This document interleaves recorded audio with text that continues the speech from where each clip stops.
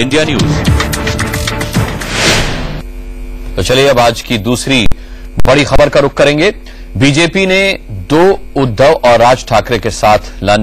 ठाकरे और राज ठाकरे को साथ लाने की मुहिम शुरू कर दी है। सूत्रों की माने तो महाराष्ट्र में वोटों के बिखराव को रोकने और बीजेपी शिवसेना के पाले में ज्यादा से ज्यादा सीटें लाने का यही एक तरीका भी है।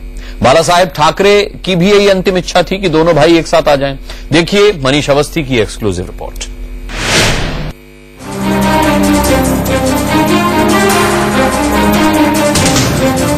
बाला साहब ठाकरे के जीवन काल की आखिरी ख्वाहिश भी यही थी कि ये दोनों भाई एक हो जाएं, क्योंकि बाला साहब ठाकरे ये समझते थे कि अगर ये दोनों ताकतें एक हो सकती हैं तो निश्चित ही इन्हें सत्ता में आने से कोई नहीं रोक सकता। जिसकी पहल नितिन गडकरी के जरिए उन्होंने नितिन गडकरी से इस विश्वास के साथ ली थी कि आखिर उनके नहीं रहने पर नितिन गडकरी ही इसकी पहल करेंगे। मेरे हृदय में शिवसेना प्रमुख बाला साहब ठाकरे जी के प्रति बहुत श्रद्धा है। अटल बिहारी वाजपेयी जैसा मैं बाला साहब ठाकरे को जानता हूँ, मैं मानता हूँ।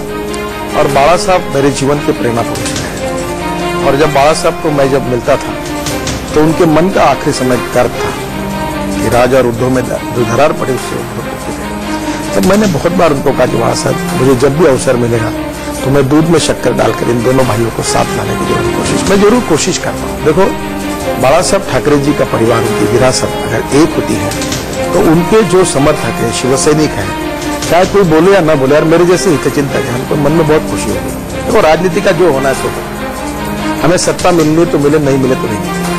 नरेंद्र मोदी बखूबी दोनों भाइयों की ताकत को समझते हैं और उनके जनाधार को भी। नरेंद्र मोदी ये मानते हैं कि अगर ये दोनों ताकतें एक होती हैं तो इसका लाभ आगे आने वाले आम चुनाव में बीजेपी के साथ साथ उनको भी मिलेगा। इसलिए बीजेपी के पूर्व अध्यक्ष नितिन गडकरी के कहने पर महाराष्ट्र बीजेपी के प्रदेशाध्यक्ष देवेंद्र फडणवीस ने राज ठाकरे से 2 बार मुलाकात भी की है।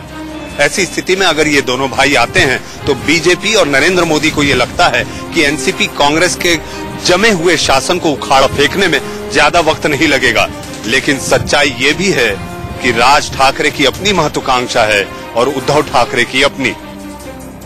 Manish Awasthi, Mumbai, India news. तो चलिए जब बाला साहब ठाकरे का देहांत हुआ था तब एक संकेत मिला था कि दोनों भाई एक साथ खड़े हैं, लेकिन ये भावनात्मक रूप से एक साथ हैं ये एक अलग बात है और राजनीतिक रूप से एक साथ आए ये एक अलग बात है। वक्त का इंतजार करना होगा।